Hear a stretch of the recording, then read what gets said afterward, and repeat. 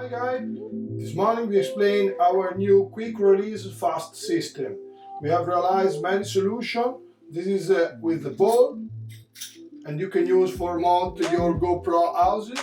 We have also the short compact for the light, and we have for the light the same system but with the ball and the clamp, and you can decide to regulate the position of the light.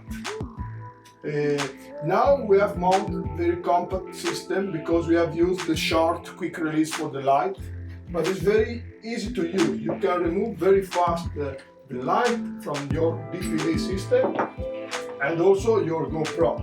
And with this and the long clamp, you can use also the clamp and the support for handle.